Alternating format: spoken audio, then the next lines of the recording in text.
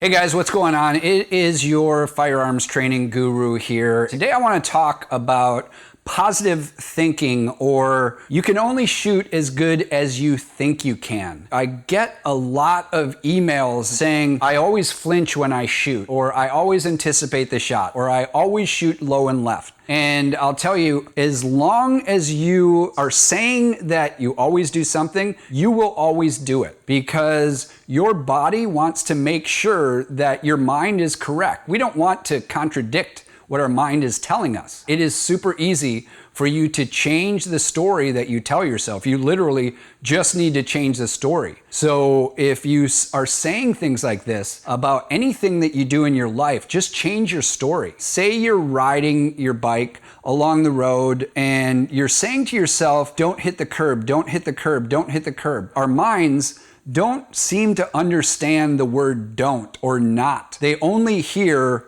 hit the curb. What happens when you do that? Well, you hit the curb. So whatever you're thinking about happening, even if it's not happening, it's going to happen to you. That's why it's so important to always phrase everything in the positive. Being positive, it's not just for self-help gurus. And it's also not like a magical pill. It's not going to make you a better shooter, but I consider it being like a light switch, where the light switch doesn't have any power, but there's no light until you flip that on. So there's power, that's all your hard work and training. But if you've got the light switch off in negative thinking, it's not gonna let that light shine through. So just flip on that light switch and let it shine through. The other thing is, a lot of people will say, oh, I don't believe in positive thinking, but I also hear them say, oh, I have this friend who he's always so lucky. He won the lottery, he did this, he did that. Being lucky or not being lucky, that is not a magical power either, but a lot of times people will believe in that rather than believing in the actual power of positive thought. We're made out of atoms, right? At the molecular level, atoms are made up of